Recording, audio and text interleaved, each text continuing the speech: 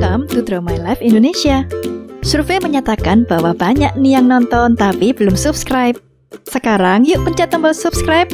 Iya, tombol yang merah itu. Dan juga tekan loncengnya. Terima kasih atas partisipasinya. Karena lonceng Anda bahagia kami. Buat kamu pecinta sepak bola, mungkin gak asing lagi nih sama nama Manchester United atau MU.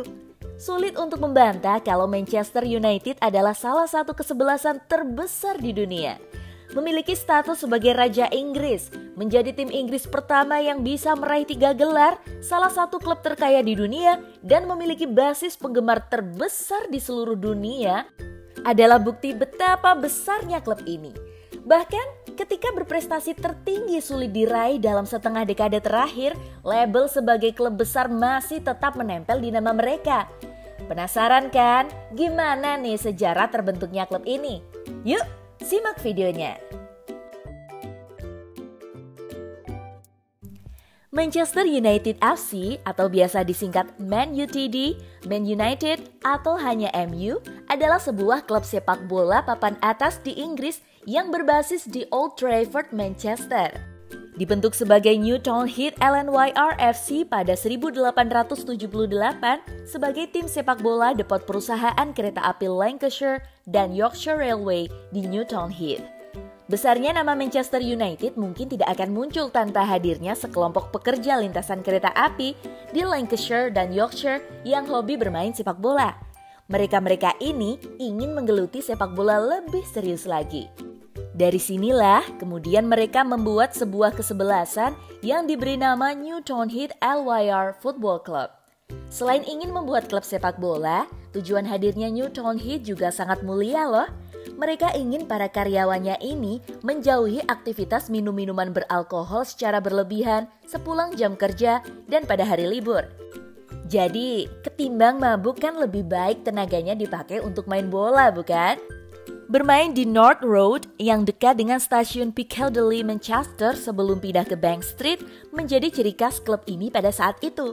Mereka biasanya bermain dalam turnamen yang isinya sesama pekerja kereta api dari perusahaan lain. Jika saat ini United begitu kaya, maka saat masih bernama New Town Heat, klub ini susahnya bukan main. Bayangkan saja nih, untuk ganti pakaian saja mereka harus numpang di rumah-rumah warga yang jaraknya bisa sampai 800 meter. Belum lagi kalau setelah pertandingan, baju mereka penuh lumpur. Sebelum pulang, mungkin para pemain akan berterima kasih sekaligus mohon maaf yang sebesar-besarnya karena meninggalkan sisa-sisa lumpur di rumah yang mereka pinjam. Karena tidak mau merepotkan, klub memutuskan untuk menyewa sebuah toilet di Hotel Shears agar tidak lagi merepotkan penduduk sekitar. Kekurangan yang dimiliki New Town Heat tersebut ternyata tidak mempengaruhi performa mereka di lapangan. Klub ini sangat populer karena mereka sangat sulit untuk dikalahkan lawan-lawannya, terutama pada ajang-ajang regional seperti Lancashire Cup atau Manchester Cup. Popularitas mereka melesat hingga sukses membuat orang sekitar tempat tersebut menonton sepak bola alih-alih kriket atau rugby yang sebelumnya sudah hadir lebih dulu. Sayangnya, para pemain New Town Heat belum siap untuk ikut Liga Inggris yang sudah dibentuk pada 1888. Mereka merasa kekuatan yang mereka miliki belum cukup untuk diuji secara nasional. Yang menarik, ketika rasa percaya diri New Town Heat mulai tumbuh, lamaran mereka untuk ikut liga justru ditolak.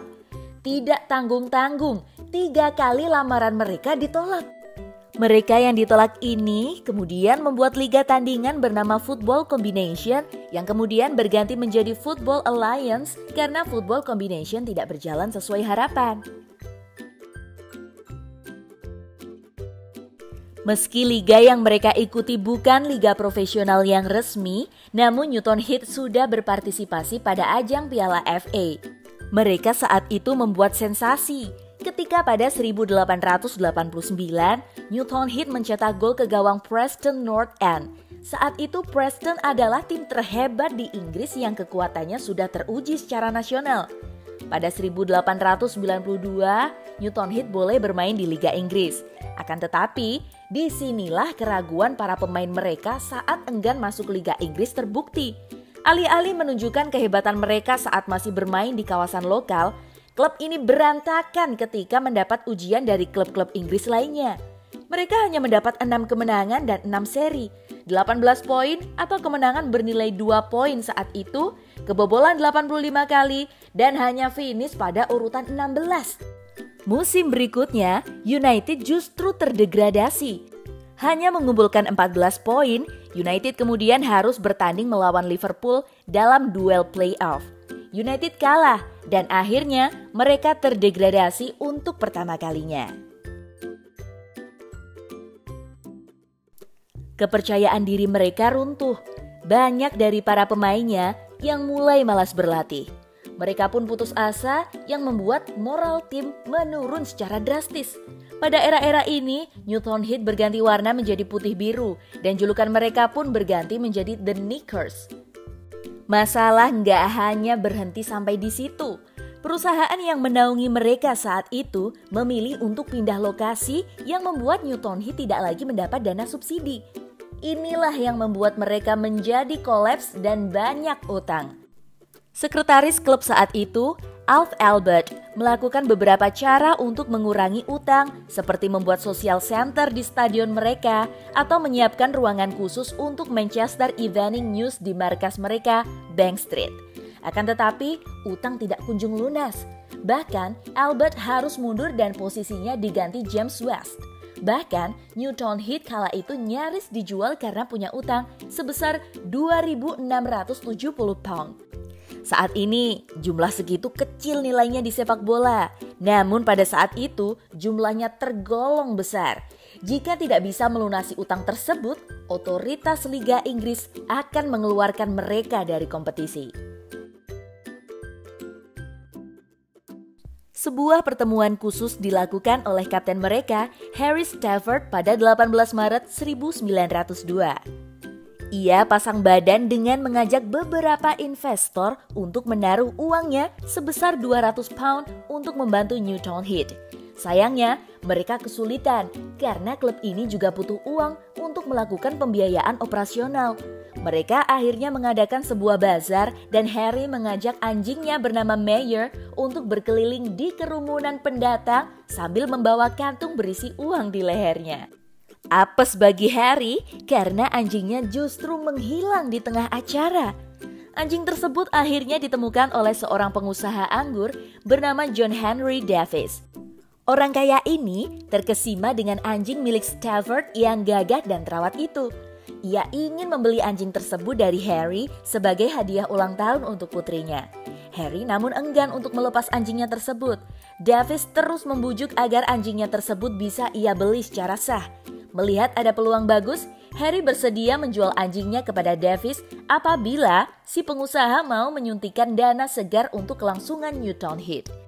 Davies dan Harry akhirnya setuju dengan kesepakatan tersebut. Davies yang tadinya ingin membeli Newton Heath sendirian justru mengajak 4 rekannya lagi untuk bergabung bersamanya. Masing-masing dari mereka memberi dana 500 pound. Pada akhirnya, Davies mengambil alih kepemilikan Newton Heath dan 4 rekannya tadi masuk dalam jajaran direksi klub. Newton Heath selamat hanya 11 jam dari jadwal mereka menuju pengusiran. Atas jasanya tersebut, John Henry Davies diangkat sebagai presiden baru klub. Kebijakan pertama yang dia ambil adalah mengubah warna dari hijau emas menjadi merah putih. Selain itu, ia juga ingin mengubah nama klub. Ia menginginkan ada nama Manchester di depannya, tinggal mencari nama belakangnya. Saat itu, 2 calon kuat untuk nama baru klub adalah Manchester Central dan Manchester Celtic. Sulit untuk menemukan mana nama yang tepat sebagai era baru klub ini. Tiba-tiba, muncullah Louis Roca, salah satu pegawai di dalam klub yang mengusulkan nama United di belakang kata Manchester. Ia beralasan kalau Manchester Celtic dianggap terlalu lekat dengan Skotlandia dan Manchester Central terkesan seperti klub industri. Setelah diskusi yang memakan banyak waktu, usul Roca akhirnya disetujui dan pada 24 April 1902, Newton Heath berganti nama menjadi Manchester United. Bab baru yang berisi sejarah-sejarah baru pun mulai dibuka. Berkat kerja kerasnya ini, tak heran jika MU menjadi klub sepak bola terbesar dan melegenda. Fansnya pun banyak tersebar di berbagai penjuru dunia. Manchester United pun menjadi salah satu klub yang disegani oleh lawan.